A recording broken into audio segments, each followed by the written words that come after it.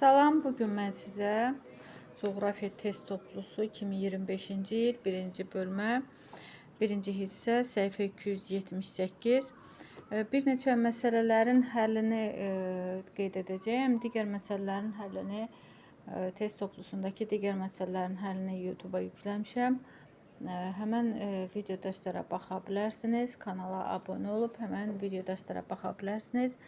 Yəni abunə olmaq ödənişsizdir. Yəni heç bir ödəniş tələb etmir.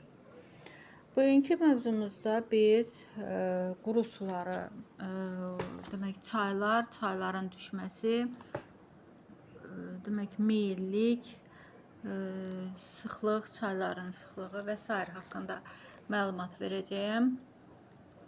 Biz bilirik ki, çayın əvvəlcə baxaq görək çayın düşməsi nəyə deyilir. Çayın düşməsi burada daha geniş, aydın izah olunur.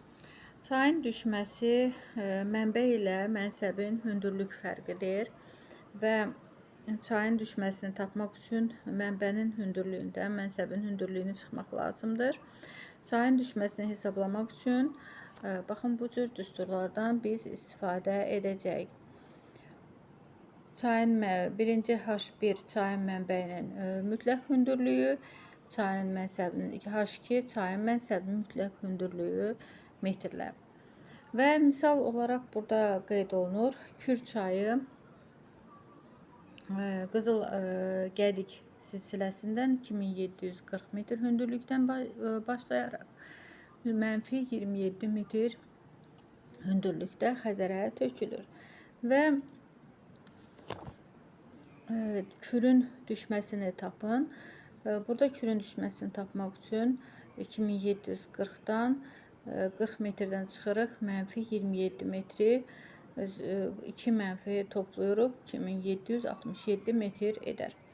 Və yaxud da çayın orta meyilliyi, çayın orta meyilliyini tapmaq istəyiriksə, çayın düşməsini onun uzunluğuna bölürük. Və meyillik vahiddən kiçik olan ərazilərdə, yəni çaylar düzənlik çayı, vahiddən böyük olanlar isə dağ çayları adlanır. Burada düsturumuz var. Düsturda burada aydın göstərilir. Demək çayın orta meyilliyi metr-kilometrlə ifadə olunur. Çayın düşməsi metrlə ifadə olunur. Çayın uzunluğu kilometrlə ifadə olunur.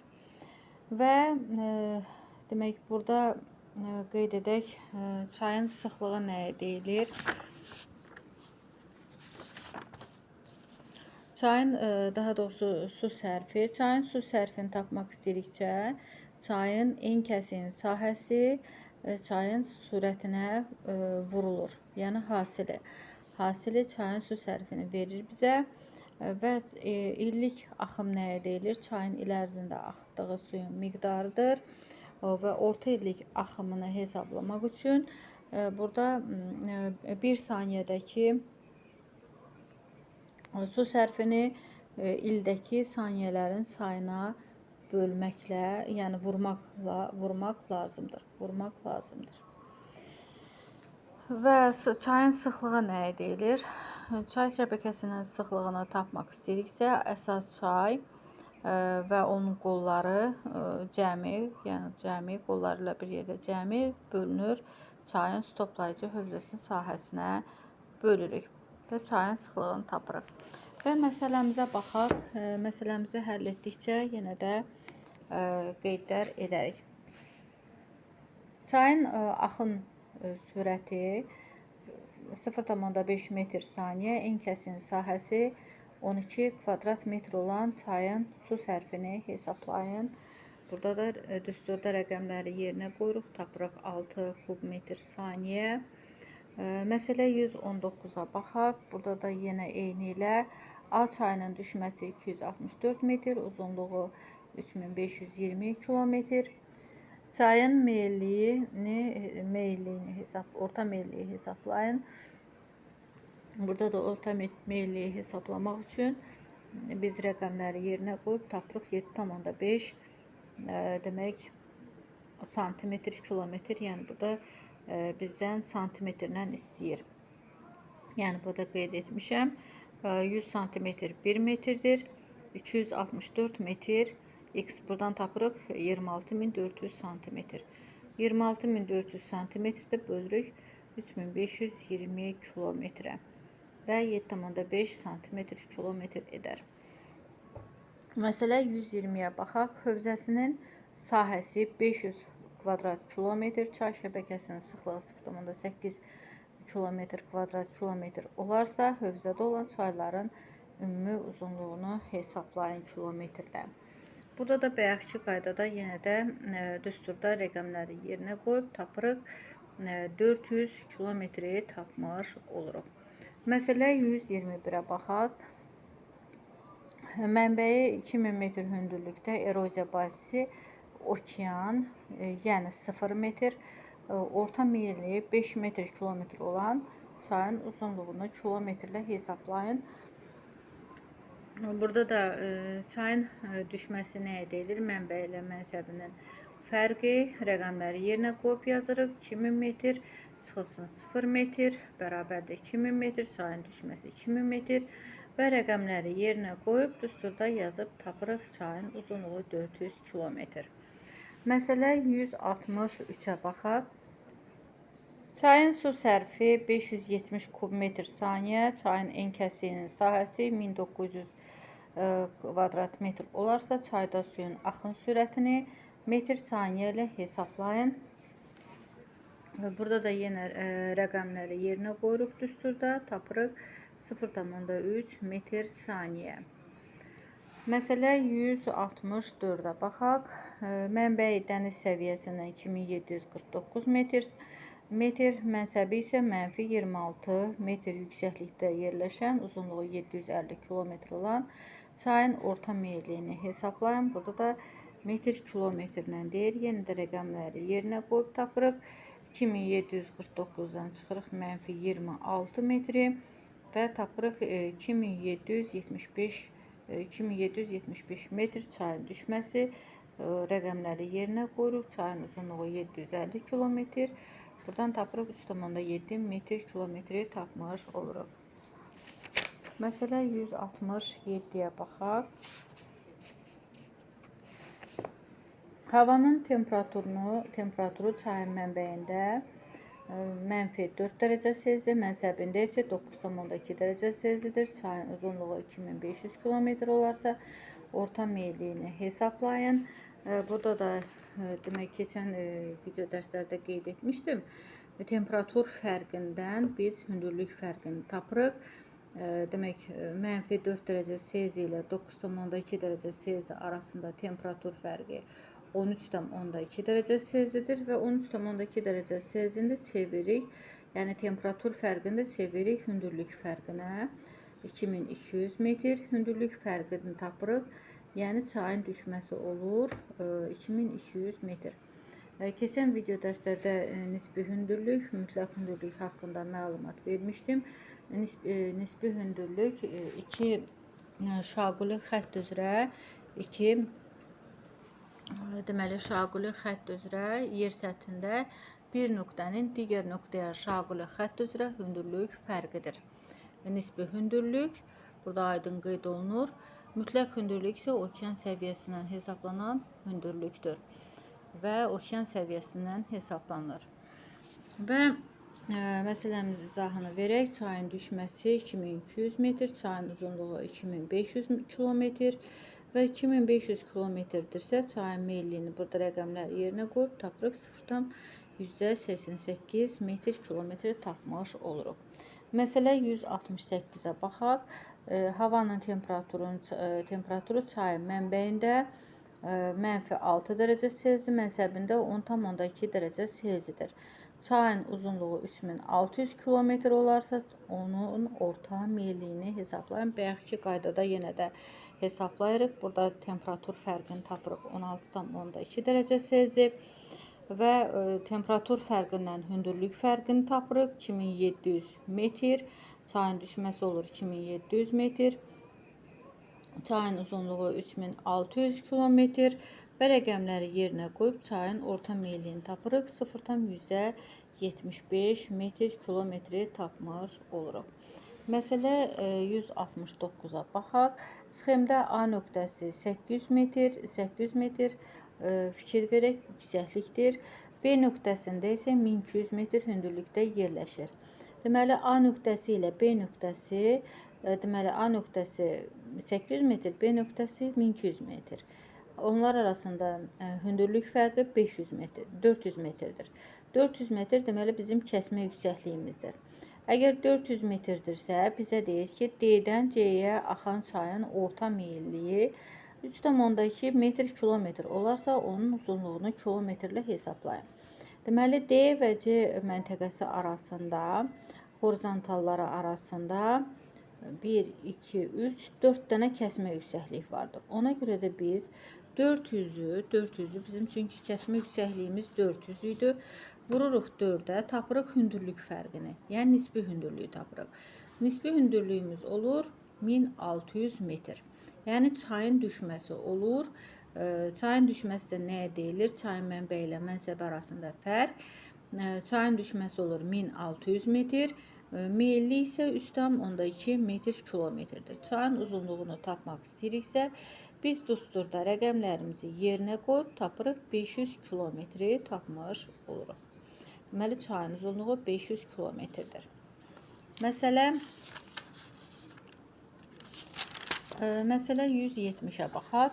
Eyni tipli məsələdir. Sxemdə C nöqtəsinin mütləq hündürlüyü 600 metr, B nöqtəsinin hündürlüyü 1200 metrdir. A-dan D-yə axan çayın uzunluğu 300 kilometr olarsa, çayın orta meyilliyini hesablayın. Və bizə demək qeyd edir C nöqtəsi və B nöqtəsi. C nöqtəsi ilə B nöqtəsi arasında demək hündürlük fərqi C nöqtəsi ilə B nöqtəsi arasında hündürlük fərqi C nöqtəsi 600 metr, B nöqtəsi 1200 metr. Aralarında hündürlük fərqi 600 metrdir. Və A və D məntəqəsi arasında 3 dənə kəsmə yüksəkliyi vardır. 600 metri vururuq 3-ə, tapırıq 1800 metr. Deməli, nisbi hündürlük, nisbi yüksəklik 1800 metrdir. Çayın düşməsi olur 1800 metr. 1800 metr. Çayın uzunluğu da 300 kilometrdir. Çayın meyilliyini tapmaq istəyiriksə, 1800 metri bölürük 300 kilometrə və tapırıq çayın demək meyilliyini tapmış oluruq. Yəni çayın düşməsini çayın uzunluğuna bölürük. 6 metr-kilometr.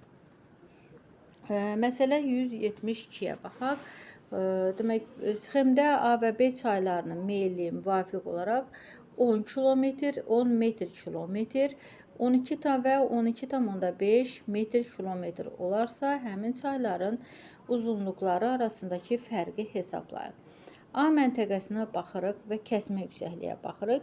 Kəsmə yüksəklik 500 metrdir. Əgər kəsmə yüksəklik 500 metrdirsə, deməli A çayı 1500 metrdən başlayır.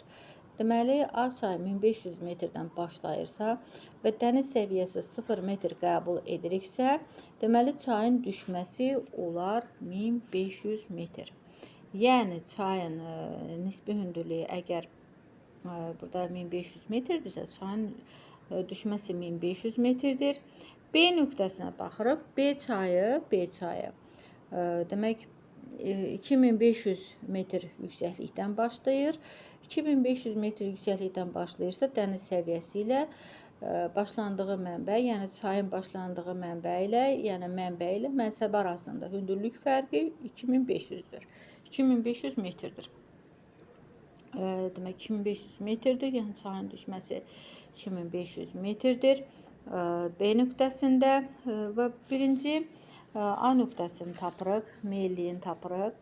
Demək, birinci rəqəmləri yerinə qoyub, burada tapırıq, rəqəmləri yerinə qoyanda tapırıq çayın uzunluğu 150 kilometr. Birinci məntəqədə, yəni A məntəqəsində 150 kilometr A çayında və B çayında isə burada demək, çayın uzunluğu 50 kilometrdir. Rəqəmləri yerinə qoyub tapırıq 50 kilometr. Daha doğrusu 200 kilometr, sonra 200 kilometrdən 150 kilometrə çıxıb tapırıq fərqi. Fərqimiz olur 50 kilometr.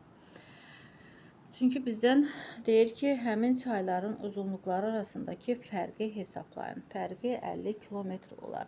Məsələ 173-ə baxaq. A və B çaylarının uzunluqları müvafiq olaraq 125 kilometr, 250 kilometr olarsa, onların meyillikləri arasındakı fərqi hesablayaq. Burada da yenə A çayı başlayır 1000 metr hündürlükdən və dəniz səviyyəsi 0 metr. Aralarında hündürlük fərqi, çayın mənbə ilə mənsəb arasında hündürlük fərqi 1000 metrdir. Yəni çayın düşməsi 1000 metrdir. B məntəqəsi isə 2500 metrdən başlayır və daha doğrusu B çayı 2500 metrdən başlayır. Dəniz səviyyəsi, yəni eroziya bahisi dəniz səviyyəsidir. Ona görə də 0 metr qəbul edirik. Deməli, çayın düşməsi olur 2500 metr. 2500 metrdirsə və biz burada düsturda rəqəmləri yerinə qoyub tapırıq. Deməli, çayın, demək A çayının burada uzunluğu 125 kilometrdir. Düşməsi isə 1000 metrdir. 1000 metrdir. Ona görə də rəqəmləri yerinə qoyub tapırıq. Burada meyilliyi tapmaq istəyiriksə, çayın düşməsini çayın uzunluğuna bölüb burada tapırıq 8 metr kilometr A çayında. B çayında isə 2500-ü bölürük 250-yə tapırıq 10 metr kilometri və onların fərqi 2 metr kilometr edər.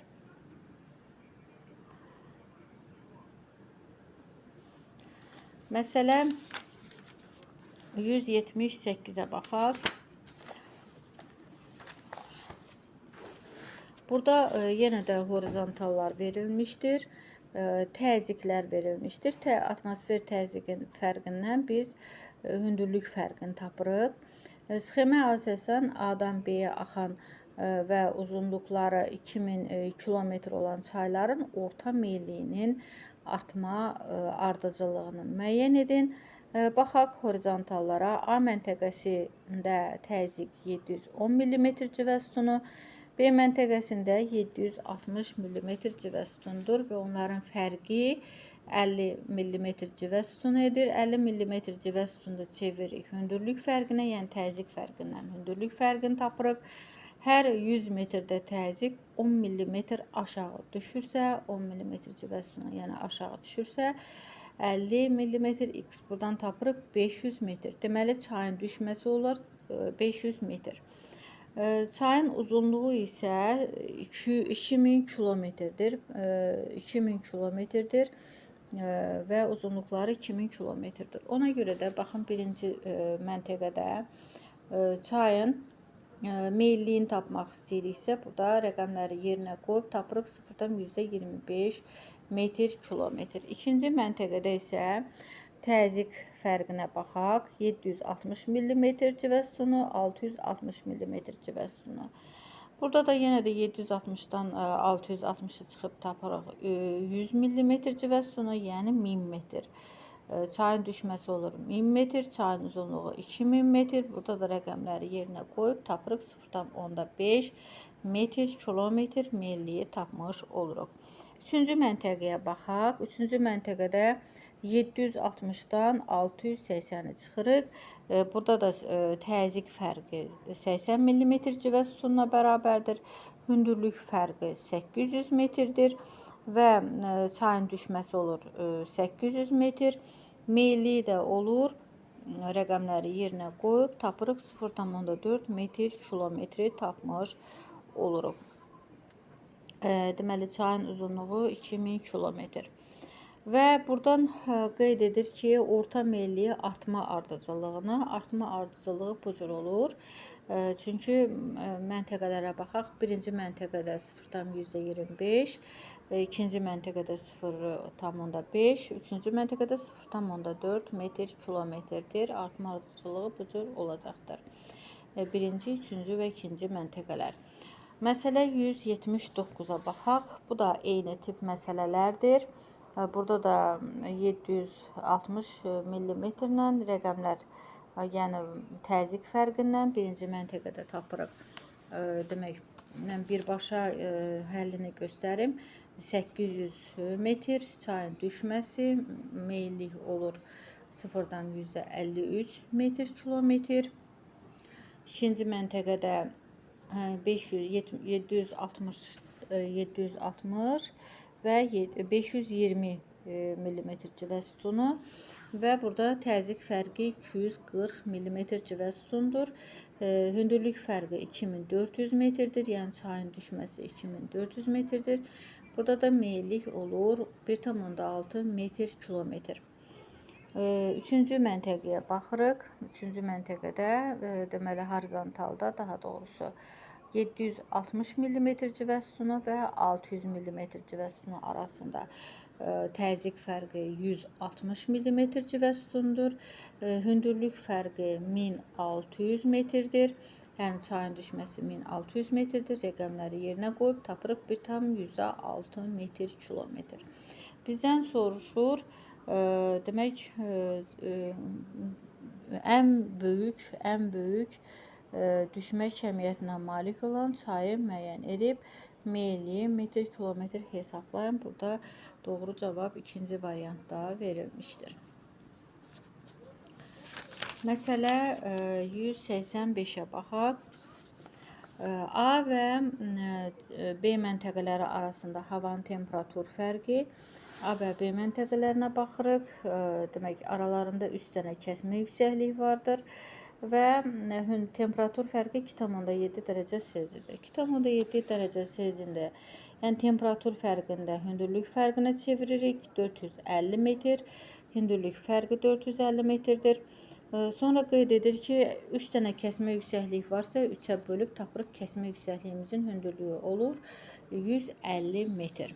Və miqyasa baxırıq. 1-in 15 milyona nisbəti olan xəritə üzərində çayın uzunluğu 5 sm olarsa, sxemə əsasən çayın orta meyilliyini hesablayın. Demək, buradan biz tapdıq, demək, miqyasımız 150 kilometr. Biz ədədi miqyası izahlı miqyasa çeviririksə, burada kilometrə çeviririksə, məxrəcdəki rəqəmi 100 minə bölürük. Burada da 100 minə böləndə 1 santimetrdə 150 kilometr, xəritədəki məsafə 5 santimetr, həqiqi məsafəni tapmaq istəyiriksə, miqyası xəritədəki məsafəyə vururuq və tapırıq 750 kilometri tapmış oluruq. Çayın uzunluğu olur 750 kilometr. Digər məntəqəyə baxır, daha doğrusu eyni məntəqədir. Horizontallarla M məntəqəsi ilə, yəni bu çayla, M məntəqəsində yerləşən çayla dəniz səviyyəsi arasında 6 dənə kəsmə yüksəkliyi var. 6 dənə kəsmə yüksəkliyi varsa, biz 150 metriyə vururuq 6-ya 900 metr. Bu da çayın düşməsidir 900 metr və çayın meyilliyini tapmaq istəyiriksə 900 metriyə çayın düşməsini bölürük çayın uzunluğuna. Bayaq tapmışdıq, çayın uzunluğu olur 750 kilometr, çayın meyilliyi olur 1,2 metr kilometr. Və digər məsələdə eyni qaydadadır. Burada təzyiq fərqi verilir 45 mm A və B məntəqəsi arasında, horizontallar arasında təzyiq fərqi 45 mm-dir və məsafəyə çevirəndə 450 metr. 3-ə bölürük, çünki aralarında 3 dənə kəsmə yüksəkliyi vardır və daha doğrusu, bəli, 3 dənə kəsmə yüksəkliyi vardır. Deməli, bir dənə kəsmə yüksəkliyimizin hündürlüyü 150 metrdir. 150 metrdirsə, deməli, M məntəqəsi ilə dəniz səviyyəsi arasında 6 dənə kəsmə yüksəkliyi vardır. Ona görə də biz 150 metri 6-ya vururuq, tapırıq 900 metr. Deməli, çayın düşməsi oldu 900 metr. Miqyasımız oldu, deməli, 1-in 25 milyonadırsa 250 kilometr 1 santimetrdə. Xəritədəki məsafə 3 santimetrdir. Həqiqi məsafəni tapmaq istəyiriksə, miqyası xəritədəki məsafəyə vurub tapırıq 750 kilometr. Çayın uzunluğu olur 750 kilometr. Burada da yenə eyni qaydada 900-ü bölürük 750-yə tapırıq 1,2 metr kilometri tapmış oluruq. Yəni eyni qaydada tapırıq.